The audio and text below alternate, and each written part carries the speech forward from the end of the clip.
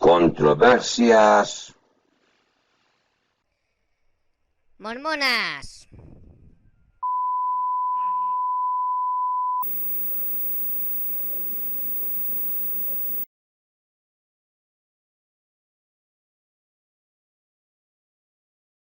Hola, mis estimados amigos, mis hermanos en esta aventura. Gracias por estar aquí una semana más, en la que vamos a tratar el capítulo 4 de Nadie conoce mi historia, que es la autobiografía que hizo Fan Brody, en la que fue miembro de la iglesia y después fue excomulgado. Bien, vamos a comenzar sin más dilación. La verdad es que la historia de José Smith es bastante interesante y emocionante. Pero bueno, vamos a ello. Martin Harris era un hombre de rostro redondo y ligeramente barbudo, cuyos tristes y vacíos ojos traicionaban algo de su naturaleza trédula. Su esposa lo consideraba un tonto y le regañaba incesantemente por el dinero que tiraba en la Biblia de oro.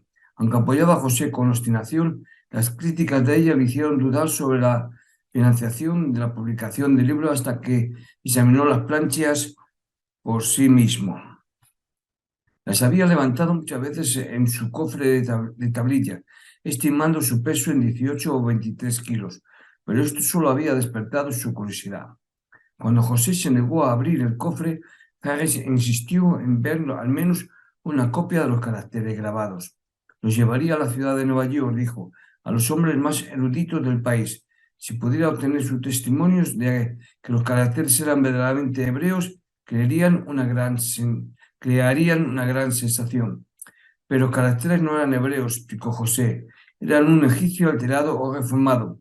Como el grabado era un proceso tedioso, el profeta mormón nefita había elegido este idioma en lugar del hebreo porque requería menos espacio.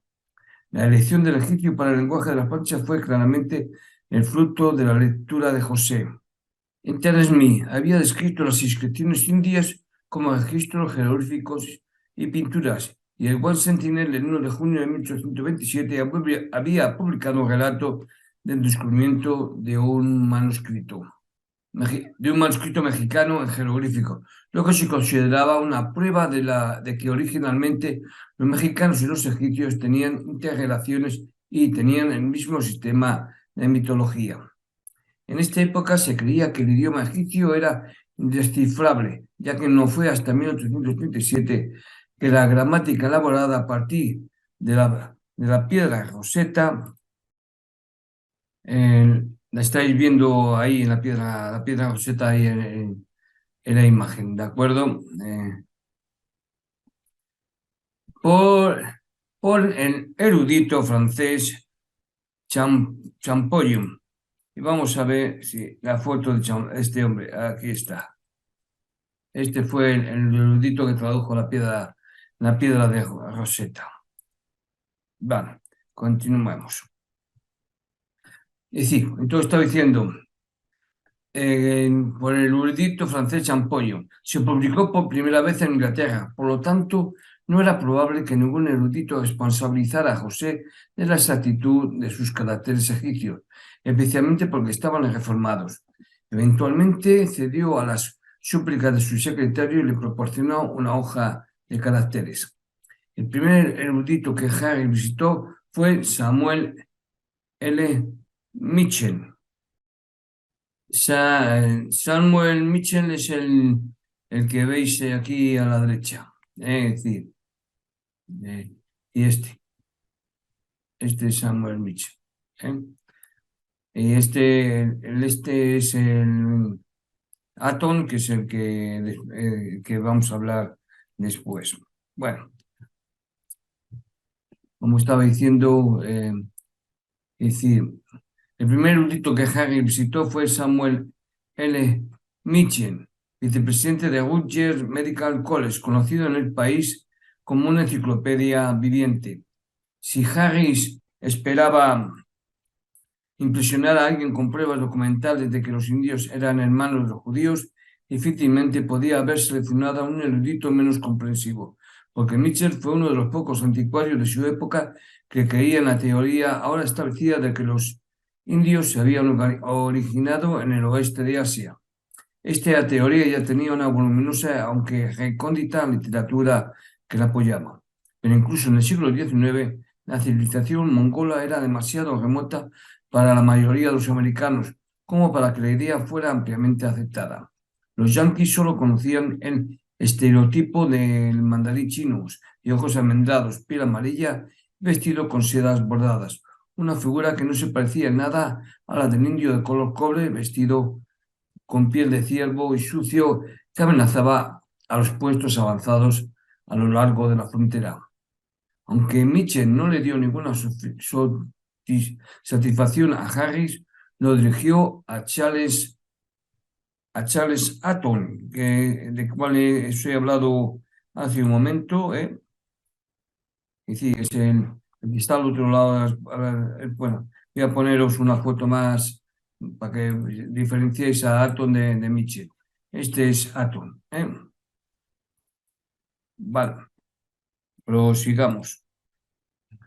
Profesor de griego y latín en el Columbia College. Exactamente lo que ocurrió en esta entrevista es uno de los pequeños enigmas que enfrenta el estudiante de documentos mormones. Atton escribió más tarde que el documento consistía en todo tipo de caracteres torcidos dispuestos en columnas. Voy a mostraros una foto de estos caracteres para que os hagáis una idea, porque no tiene desperdicio y es interesante. ¿De acuerdo? Vamos allá. Aquí tenéis, estos son los caracteres que según cuentan, fueron entregados a Alton. Es decir, que Matty Harris llevaba, que José Smith la había hecho en un bosquejo. ¿De acuerdo? Venga, pues prosigamos. Y evidentemente había sido preparado por alguna persona que tenía ante él en ese momento un libro que contenía varios alfabetos, las letras griegas y hebreas, las cruces y florituras, las letras romanas invertidas o colocadas de lado, estaban dispuestas en columnas perpendiculares, como hemos visto, y el conjunto terminaba en una aguda delineación de un círculo dividido en varios compartimientos, adornado con varias marcas extrañas y evidentemente copiado del calendario mexicano de Humboldt, pero copiado de tal manera que no traicionara la fuente de la que se derivaba. Pero el único papel o parte del que Martin conservó no encaja con esta descripción, que es lo que en la foto que hemos visto. Cuando Harry regresó, se corrió la voz de que Atton había declarado que los personajes eran taquigrafía antigua egipcia. Eventualmente el erudito se enteró de que su nombre estaba siendo usado para anunciar el libro de Mormón y escribió una violenta negación. Toda la historia de que yo pronuncié la inscripción mormona como jeroglíficos egipcios reformados es perfectamente falsa. En la entrevista se convenció de que toda la historia de la Biblia de oro era un engaño para los eruditos o un plan para estafar al agricultor. Sin embargo, Harry volvió a casa dispuesto a arriesgar su granja de $10,000 para financiar el libro de Mormón, y su relato de la entrevista sugiere por qué. Le dijo a José que Atton había declarado los caracteres como egipcios, caldeos, asirios y árabes, y que había dado esta opinión por escrito. Luego, al sentir curiosidad por el papel, le pidió a Harry todos los detalles. Después de escuchar la historia del ángel y las planchas de oro, destrozó su propia declaración con disgusto. Pero cuando estaban a punto de separarse, el erudito sugirió que le trajera las planchas para su traducción. Esto estaba prohibido, le dijo Harris, y añadió que parte del registro estaba sellado. A lo que Atton respondió en breve: no puedo leer un libro sellado. Cuando José escuchó a Harris hasta el final, hojeó el Antiguo Testamento hasta el capítulo 29 de Isaías y le leyó los versículos 11 y 12. Y os será toda visión como palabra del libro sellado, el cual darán al que sabe leer, le dirán: lee ahora esto, y él dirá: no puedo porque está sellado. Y si se da el libro al que no sabe leer, diciéndole: lee ahora esto, él dirá: no sé leer. Harry estaba abrumado, había cumplido una profecía. Qué casualidad. José aparentemente sintió que sus caracteres egipcios reformados fueron un éxito, ya que permitió que fueran usados para estar en una pequeña y audaz circular anunciando el libro de Mormón. Y Martin se convirtió en el perfecto creyente. Dijo que no tenía más dudas de la comisión de Smith que de la comisión divina de los apóstoles. Escribió J. Cra, que lo conoció en estos años. El hecho mismo de que Smith fuera un hombre desconocido y analfabeto mostraba que debía actuar bajo el impulso divino. Dios había elegido las cosas tontas del mundo para confundir a los sabios y las cosas débiles para confundir a los poderosos. Estaba decidido a que el libro se publicara, aunque consumiera toda su riqueza mundana. De ahí en adelante fue el campeón de José y su bolsillo liberal se convirtió en la piedra angular de una nueva religión. En abril de 1828, Harry se trasladó a Albany, esperando a relevar a Emma de la tarea de tomar el dictado de José. La señora Harry, frenética ahora por el hecho de que su marido regalara su modesta fortuna, insistió en ir con él. Ella declaró rotundamente, según la madre de José, que su objetivo al venir era ver las planchas y que nunca se iría hasta que lo hubiera logrado. José era desesperadamente pobre, Emma estaba embarazada y la llegada de la sombría y decidida mujer a la que no podía permitirse ofender debe haber hecho horrible la quincena que se quedó. ¿Por qué saqueó todos los rincones al medio de la casa? Acosó a familiares y vecinos e incluso buscó en el bosque signos de tierra recién cavada. Con una mezcla de engatusamiento y maldiciones, Harris finalmente la persuadió para que volviera a casa. Y luego, retomando lo que él me había dejado, comenzó a escribir la historia del libro de Mormón. Una manta arrojada por encima de una cuerda dividía la habitación donde trabajaban. A un lado estaba José mirando sus piedras y al otro estaba Harry escribiendo en una mesa. Vamos a ver un poco esto para que os hagáis una idea de cómo era la cosa. Así que vamos a ver una imagen de aparentemente cómo fue la traducción del libro de Mormón. ¿Veis? Aquí se ve, a un lado estaba José Smith, este es Martin Harris y la manta con cortina que se ponía. ¿De acuerdo? Vamos, entonces prosigamos. Como decíamos, una manta arrojada por encima de una cuerda dividía la habitación donde trabajaban. A un lado estaba José mirando sus piedras y al otro estaba Harry escribiendo en una mesa. José advirtió a su amanuense, a su escribiente, que el aire de Dios le golpearía si se atrevía a examinar las planchas o a mirarlo mientras traducía.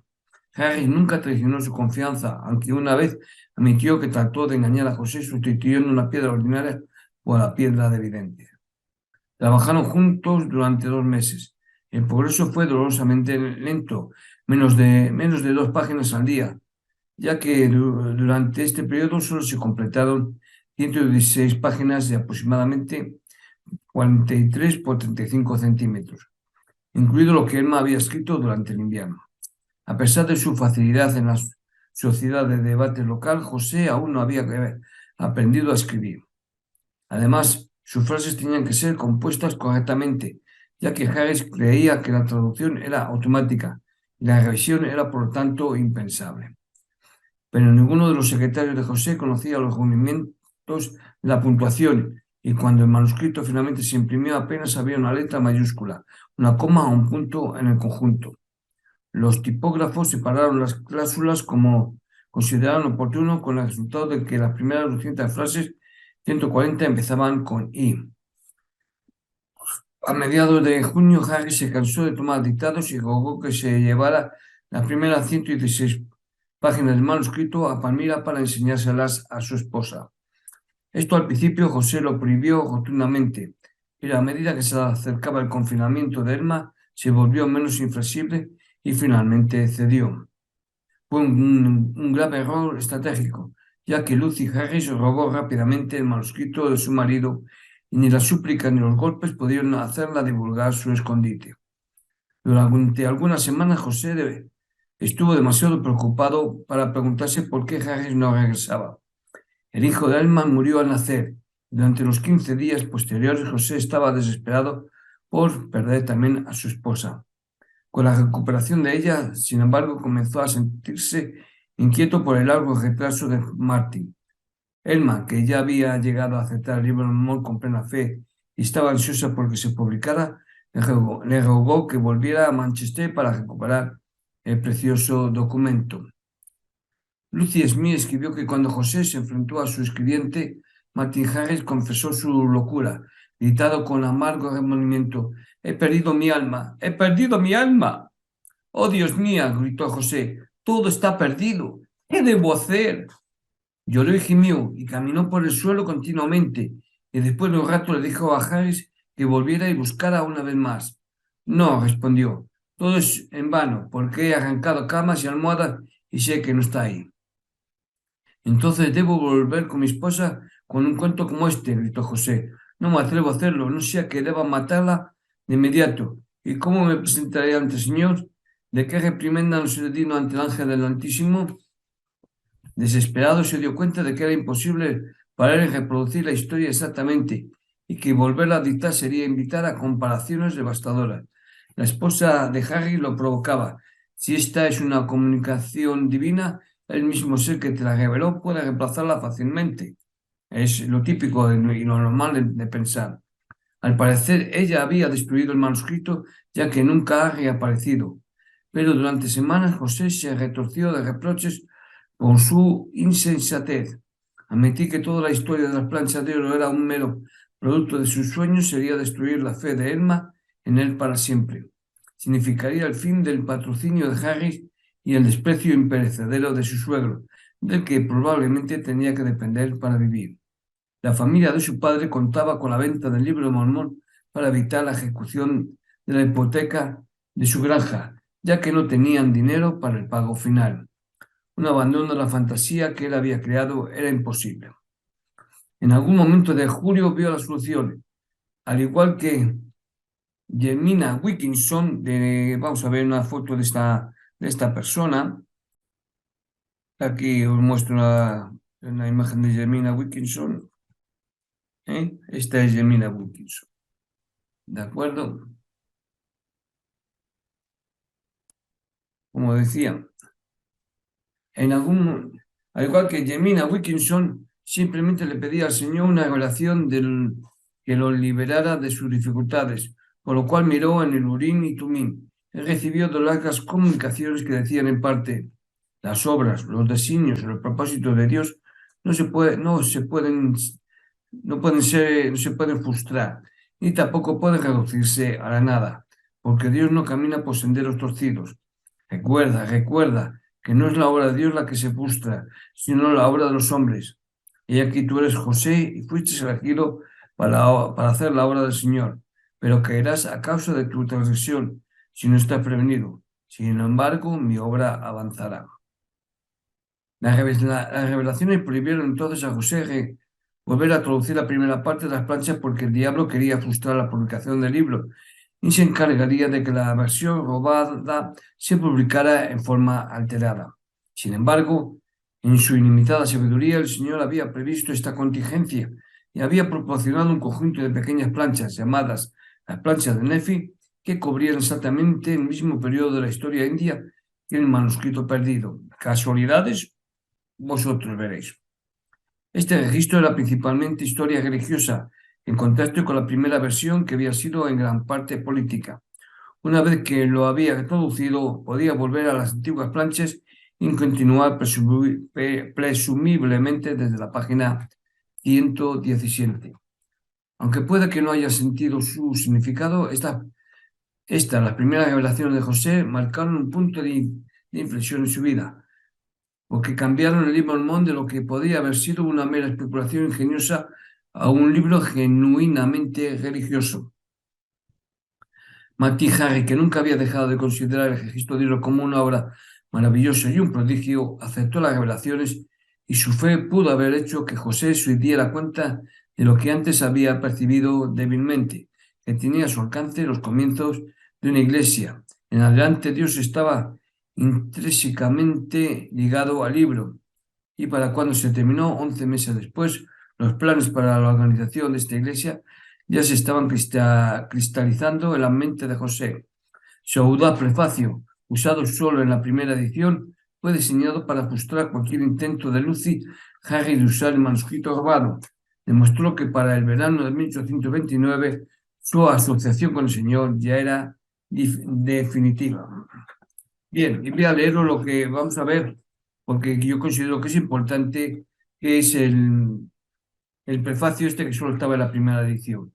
Decía así: al lector, como han circulado muchos informes falsos con respecto a la siguiente obra y también muchas medidas ilegales tomadas por personas malintencionadas para destruirme, y también la obra os informa que traduje por el don y poder de Dios e hice escribir 116 páginas, las que tomé del libro de ley, que era un relato abreviado de las planchas de ley, de la mano de Mormón, que decía que alguna persona o personas me han robado y ocultado, a pesar de mis esfuerzos por repararlo de nuevo, y que el Señor me ordenó que no lo tradujera de nuevo, porque Satanás había puesto en sus corazones el tentar al Señor su Dios, alterando las palabras que leyeron contrariamente a lo que yo había traducido y hecho escribir. Y si yo volviera a traer las mismas palabras, o, en otras palabras, si las tradujera de nuevo, publicaría lo que había robado. Y Satanás despertaría los corazones de esta generación para que no recibieran esta obra.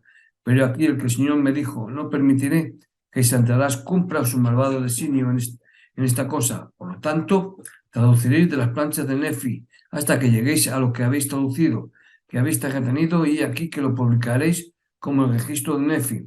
Y así confundiré a los que han alterado mis palabras. No permitiré que destruyan mi obra, si les mostrare que mi sabiduría es mayor que la astucia del diablo. Por lo tanto, para ser obediente a los mandamientos de Dios, he cumplido por su gracia y misericordia lo que me ha ordenado respecto a esto. También quiero informaros que las planchas de las que se ha hablado fueron encontradas en el municipio de Manchester, condado de Ontario, Nueva York. Firmado el autor. Cuando el padre de José lo visitó en febrero de 1829, el joven dio una revelación a su favor con toda la confianza de un profeta del Antiguo Testamento. Ahora he aquí que una obra maravillosa está a punto de surgir entre los hijos de los hombres.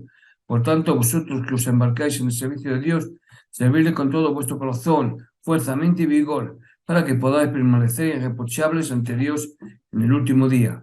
Por tanto, si queréis servir a Dios, se os llama a la hora, porque aquí que el campo ya está blanco para la cosecha. Y aquí que el que mete con su fuerza guarda lo que no perece, sino que trae salvación a su alma. Y la fe, la esperanza, la caridad y el amor, con un solo ojo para la gloria de Dios, le capacitan para la obra. Recordad la fe, la virtud, el conocimiento, la templanza, la paciencia, la bondad fraternal, la piedad, la caridad, la humildad, la diligencia. Pedid y recibiréis, llamad y se os abrirá. Amén. Este mosaico de estatuas de Isaías, San Juan, Apocalipsis y San Mateo tenían el anillo de divinidad. El padre creía que Dios en verdad hablaba a través de su hijo, y José Smith había ganado a otro converso, el primero que permanecería fiel a la iglesia de por vida. A partir de entonces, José recibió revelaciones libremente para sus hermanos, secretarios y amigos. La revelación para Martin Harris marcó su arrogancia y sus interminables demandas para ver las planchas, pero le prometió significativamente que si se humillaba se le permitiría más tarde ver el registro de oro junto con otros dos testigos. En años posteriores, José describió el espíritu de revelación como inteligencia pura, fluyendo en él. Puede que os dé repentinas pinceladas de ideas, dijo, de modo que al notarlo podáis encontrarlas cumplidas el mismo día o pronto. Es decir, aquellas cosas que fueron presentadas a vuestras mentes por el Espíritu de Dios llegarían a suceder. Un proceso tan poco espectacular debe haber decepcionado a sus interrogadores, ya que los que estaban describiendo era simplemente su propio espíritu alerta, intuitivo y creativo. No se sabe exactamente cuándo regresó Martin Harris a Albany para empezar a escribir la traducción de las planchas de Nefi, pero fue en algún momento del invierno de entre 1828 y 1829. José se sumergió ahora en la historia con facilidad, ya que tenía detrás de él no solo la práctica anterior de dictar, sino también un fructífero periodo de reflexión. Había pasado más de un año desde que afirmó por primera vez que había desenterrado las planchas, y probablemente tenía el plan del libro elaborado en su mente con considerable detalle. Sin embargo, al escribir la primera parte del libro, su reserva literaria se agotó con frecuencia. Cuando esto ocurría, simplemente hacía que sus profetas nefitas citaran la Biblia. Así, unas 25.000 palabras del libro Mormón consistían en pasajes del Antiguo Testamento, principalmente los capítulos de Isaías, mencionados en la obra de Ethan Smith, Viaje de los Hebreos, y unas 2.000 palabras más fueron tomadas del Nuevo Testamento.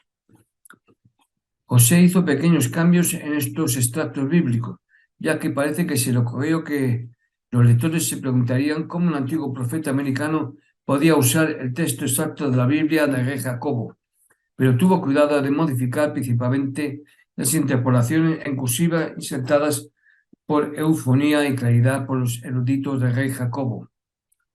El texto sagrado sin cursivas usualmente lo dejaba intacto. En sus primeros capítulos, José tomó prestado de sus propias tradiciones familiares. Su madre durante muchos años había atesorado los detalles de varios de los sueños de su marido, y uno de ellos el joven incorporó al por mayor en su narración. Ley, padre del héroe benefita, fue creado para tener una visión que era paralela al sueño del padre de José con todo detalle. Y voy a mostraros un poco de lo que estamos hablando, ¿eh? para que, para que lo veáis, ¿eh? Y lo comparéis. Bien, se refiere a esta parte, a esta parte de aquí, que es lo que era igual, y la parte esta de aquí. Esto que nos he marcado, esto es la comparación de a la izquierda es la visión de Ley y la de la derecha, este lado, es el sueño del padre de José. Dejo de compartir pantalla y continuamos. Al principio de la escritura, José atacó vigorosamente a la Iglesia Católica. El profeta Nefi tuvo una visión en la que predijo el estado de Norteamérica en los últimos días. Entonces dijo, el azote de la tierra sería esa grande y abominable iglesia, la ramera de toda la tierra, cuyo fundamento es el diablo. Nefi se burló de la versión católica de la Biblia como si se hubiera borrado muchas cosas simples y preciosas, y acusó a los sacerdotes de desear oro, plata, sedas, escarlatas, lino fino, ropa preciosa y prostitutas. Este ataque debe haber complacido a Matty Harris, ya que el primer sentimiento anticatólico estaba empezando a surgir en el oeste de Nueva York. Antes de 1816 no había habido católicos en esta área, pero el canal de Erie había traído un tremendo influjo de mano de obra irlandesa. Aterrizando sin dinero en la ciudad de Nueva York, los extranjeros habían subido por cientos al Hudson, el río Hudson, para trabajar en la gran zanja. El sacerdote los había seguido y las agujas de la Iglesia Católica se habían elevado sucesivamente hacia el oeste: Albany, Ginebra, Rochester, Buffalo.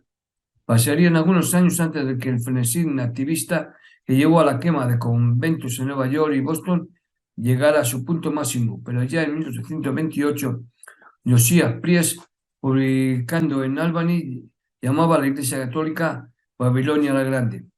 Rochester, al lado de Palmira, apoyó a la Iglesia romana en cada oportunidad, y en Rochester, Osselberg la llamó la bestia y la madre de las abominaciones. Cuando los propietarios católicos de diligencia se negaron a abolir los correos dominicales a petición de los propietarios protestantes, el Rochester Abul publicó el 29 de febrero de 1828 una carta obviamente falsificada con la firma del Papa Leo XII, que decía a los ancianos electos de Rochester: debéis tomar los medios de transporte público en vuestras manos, no debéis tratar en absoluto con los incrédulos, y si murmuran de vuestras acciones, enviadnos su nombre y usaremos nuestro santo potro, nuestros tornillos, nuestro lecho de hierro y muchos otros argumentos con los que sin duda les convenceremos de sus malditas herejías. Matty Harris había hecho su primera visita a Albany 15 días después de este alboroto, y puede que haya traído noticia de ello a José Smith, ya que en la edición el anticatolicismo en el libro de Mormón tenía el mismo sabor que el pseudoencíclica. Y sucedió, dijo Nefi, que vi entre las naciones de los gentiles la fundación de una gran iglesia. Y el ángel me dijo, he aquí el fundamento de una iglesia que está más abominable que todas las demás, que mata a los santos de Dios, sí, que los tortura y los ata, les pone un yugo de hierro y los lleva en cautiverio. Esto está en el libro de Mormón. En abril de 1829, Martin Harris fue reemplazado por un nuevo secretario.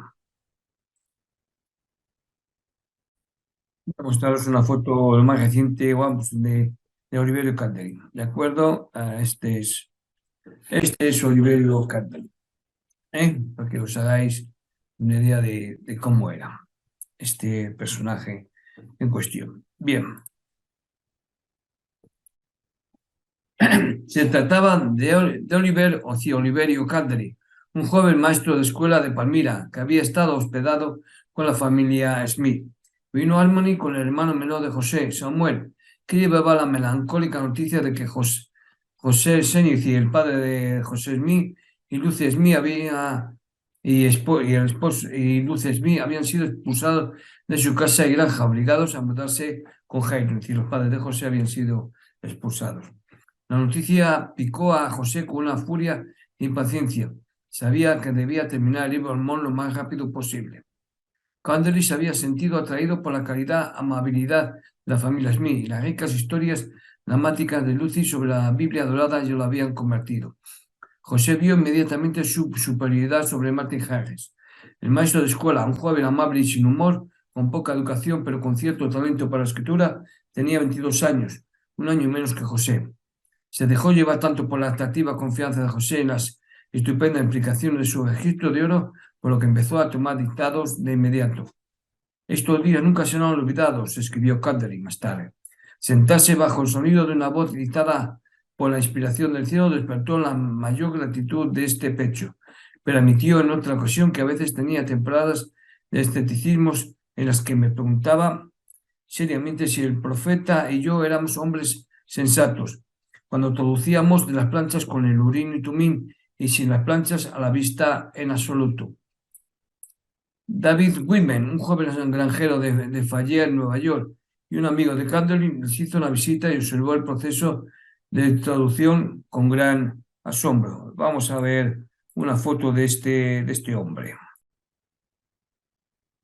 Este es David Whitman, para que os hagáis una idea, porque es importante, porque ya que él fue uno de los 3 testigos del libro de Mormón, junto con Oliverio Candeli y Martin Harris. Bien, prosigamos pues. José Smith dijo, ponía la piedra vidente en un sombrero y ponía su cara en el sombrero acercándolo a su rostro para excluir la luz y en la oscuridad brillaba la luz espiritual. Aparecía un trozo de algo parecido a un pergamino y sobre él aparecía la escritura, un carácter a la vez, y debajo de él estaba la interpretación en inglés. Esto es importante, esto es importante. ¿Por qué digo que es importante? Porque mucha gente cree que traducía, ponía las manos en las planchas, pero no. La realidad era esta, que voy a mostraros una foto de cómo fue la traducción en realidad y es la oficial. Así, metía la piedra, estaba aquí dentro del sombrero, él metía la cabeza y así era como traducía. Y así es como dijo el David Whitman que se tradujo el libro.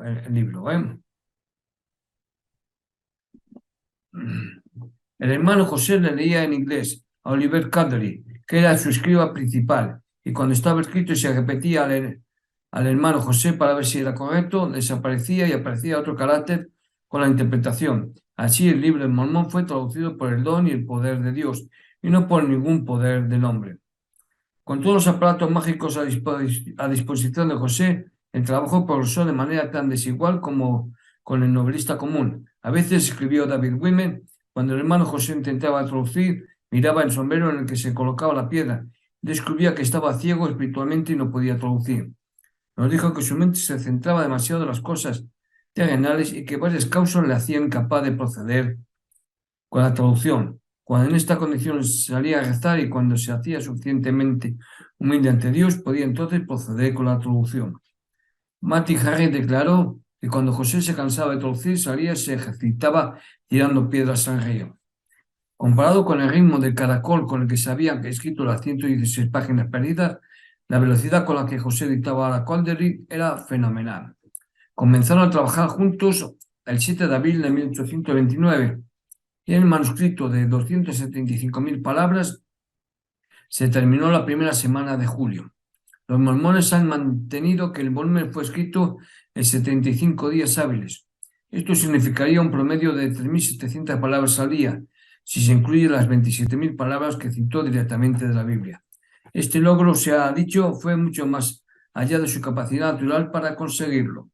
Sin embargo, está claro que Matty Hagen escribió parte de la nueva versión antes de que Caldery lo reemplazara, ya que en marzo de 1829 José tuvo una revelación para Harris que decía en parte: cuando hayas traducido unas pocas páginas más te detendrás por la temporada.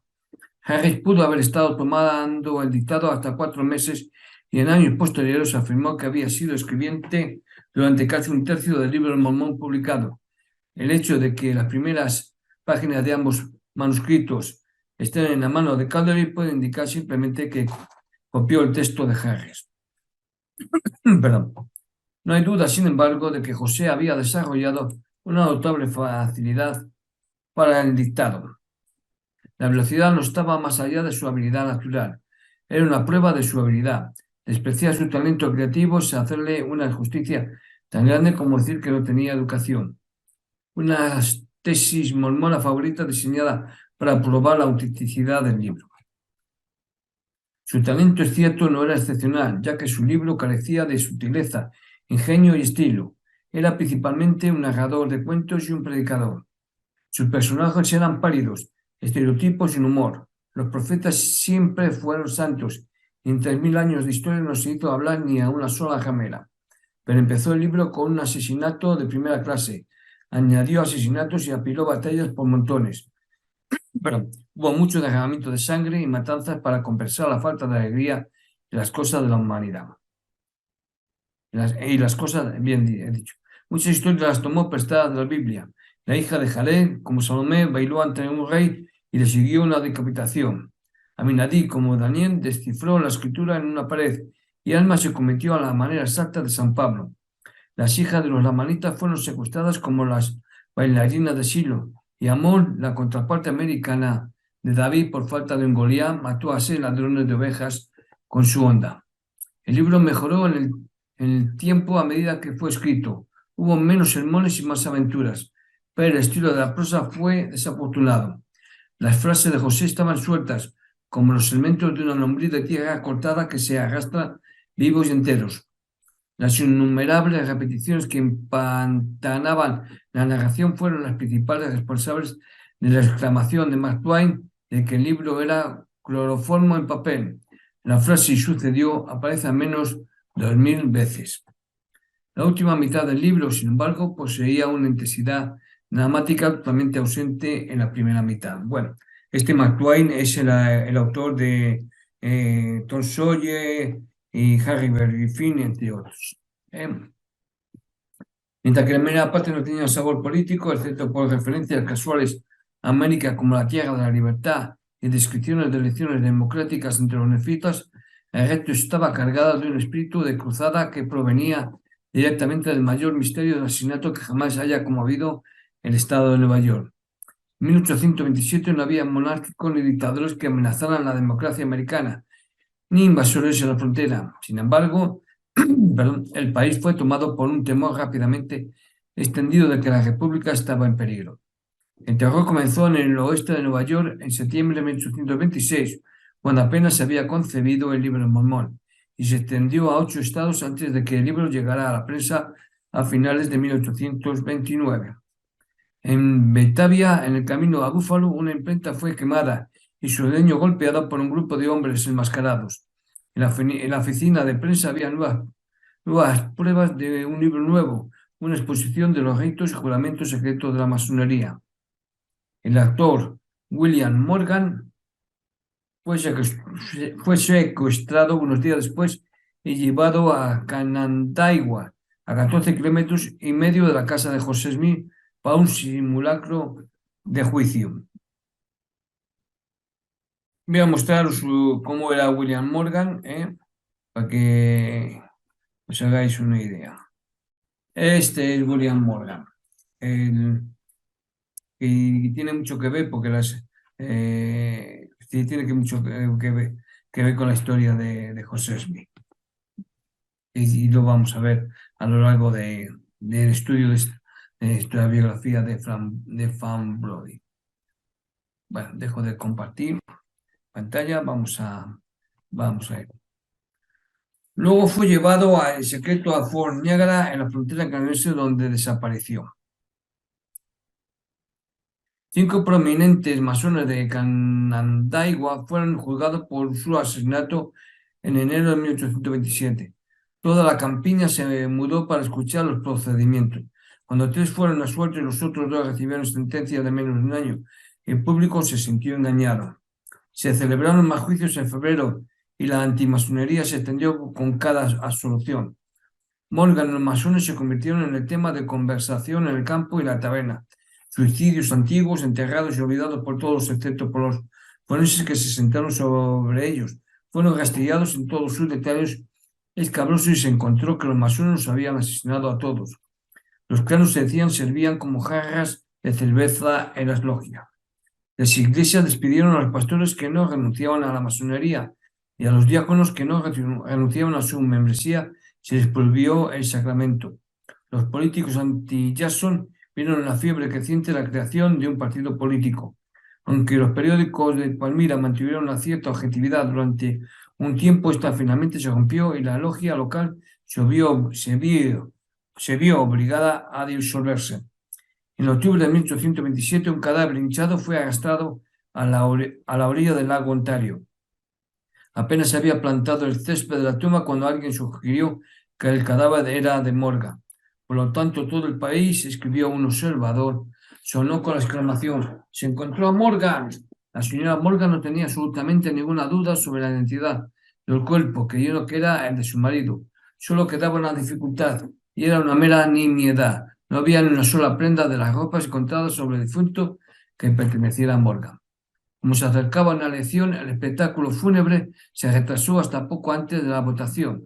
Entonces cientos de miles de personas llegaron a Batavia para unirse a las exequias del gran mártir masónico. Los masones encontraron ahora en Canadá pruebas de que el cadáver no era el de Morgan, sino el de Timothy Monroe, que se había ahogado unas semanas antes. Por segunda vez el cuerpo fue desenterrado y la señora Monroe lo identificó positivamente. En 1828 continuaron los nuevos juicios. Los alguaciles que eligieron los jurados y los jueces que dictaron sentencia fueron acusados de ser masones. Los periódicos que se negaron a denunciar la masonería fueron atacados por prostituir el derecho divino a la libertad de expresión. Los profesores antimasónicos de la masonería en Mountebank viajaron por todo el país dando exhibiciones de ceremonias masónicas, haciendo que sus audiencias se convirtieran a un odio delirante. Los demócratas se organizaron al contar 19 convenciones antimasónicas en 12 meses y comenzaron a preguntarse si podrían perder la elección porque su amado Andrew Jackson era un masón de alto rango. La masonería estaba siendo denunciada en todas partes como una amenaza al libre gobierno, una camarilla secreta trabajando insidiosamente en las posiciones claves del Estado para regular toda la maquinaria de la República. Así que sucedió que José Smith estaba escribiendo el libro de Mormón en medio de una cruzada política que le dio a la ciudad de Nueva York, hasta entonces políticamente estancada y socialmente desclasada, un cierto prestigio y gloria. Rápidamente introdujo en el libro el tema de la banda de Gadiatón, una sociedad secreta cuyos juramentos de protección fraternal guardaban un paralelismo con los juramentos masónicos y cuyo objetivo declarado era el derrocamiento del gobierno democrático nefita. Y sucedió que tenían sus signos, escribió, sí, sus signos secretos, y su palabra secreta, y esto para que pudieran distinguir a un hermano que había entrado en el pacto, para que cualquier maldad que su hermano hiciera no fuera dañada por su hermano ni por aquellos que pertenecían a su banda, que habían tomado este pacto, y así podrían asesinar, saquear, robar, prostituirse y hacer toda clase de maldades contrarias a las leyes de su país y también a las leyes de su Dios. Como los masones, los gladiatones afirmaban que obtenían sus secretos de Tubancaín. Abatidos desde adentro, se volvieron lo suficientemente poderosos como para provocar el asesinato en diferentes momentos de 4 jueces principales, gobernante democrático del pueblo nefita. Fortalecidos por los disidentes de la iglesia nefita, vivieron en la anarquía entre las montañas, descendiendo en redadas periódicas hasta que el propio gobierno fue derrocado y la tierra de la libertad fue gobernada por la tiranía. Al final, la masonería de Gladiatón se hizo tan poderosa que precipitó la guerra de exterminio librada cerca de la colina de Cumora. Antes de entregar las planchas de oro, Moroni, el último de los nefitas, grabó una solemne advertencia a los gentiles de 1830. Y cualquier nación que sostenga tales combinaciones secretas para obtener poder y ganancia hasta que se extienda sobre la nación, he aquí que serán destruidos, porque el Señor no permitirá que la sangre de sus santos, que será derramada por ellos, clame siempre a Él, desde la tierra, por venganza sobre ellos. Y sin embargo, no los vengará. Por lo tanto, a vosotros gentiles, es sabiduría en Dios que estas cosas os sean demostradas para que de esta manera os arrepintáis de vuestros pecados y no permitáis que estas combinaciones asesinas se eleven por encima de vosotros. Bien, hasta aquí este es el relato, pero voy a deciros una puntualización que aparece en el libro, que dice el libro de Mormón de 1830, en las páginas 424 y 554. Hay buena evidencia de que José Smith estaba familiarizado con la literatura masónica, incluso antes del asesinato de William Morgan. El profesor J.H. Adamson de la Universidad de Utah ha analizado en detalles el uso que hizo Smith de las leyendas masónicas de Nod e Irán Abid, ampliamente popularizadas en el estado de Nueva York con la publicación en 1802 de Freemasons Monitors de Thomas S. Webb, y que se extendió aún más a medida que las logias masónicas se multiplicaban. Los masones habían adoptado la antigua figura cabalística de Nod, hijo de Jared, de quien se decía que había tenido una visión en la colina Boreal de una caverna que contenía una placa dorada grabada y un pilar de bronce que sostenía una bola de metal con cualidades mágicas. El secreto del tesoro es descubierto por los maestros masones que excavaban para los cimientos del templo de Salomón. Hiram Abid, el hijo de la viuda, muere antes de que revelar el secreto a los hombres del mar. Los masones leales persiguen a los asesinos de Abid y matan a uno de ellos con la espada mientras duerme. Son recompensados por el rey Salomón, que pone los tesoros en el templo, junto con los registros de bronce y el sagrado Urim y Tumim. La adaptación de José Smith de estos mitos será obvia para cualquier estudiante del libro de Mormón y la historia de su escritura. Planchas de oro grabadas, planchas de bronce, una bola mágica llamada Liaona, el Urim y Tumim y la cueva del tesoro en las colinas. Fueron todos incorporados en su historia y en su libro. Estoy en deuda con la señora Anderson por una copia de estudio cuidadosamente documentado de su difunto marido, aún en manuscrito. Bien, y esto es básicamente el capítulo 4 de esta semana. En la siguiente semana veremos el capítulo 5, tan interesante, pienso yo, como estos 4 que hemos visto hasta ahora. En espera de que podamos vernos dentro de una semana, os deseo feliz semana. Nos vemos pronto. Pasarlo bien. Sé felices.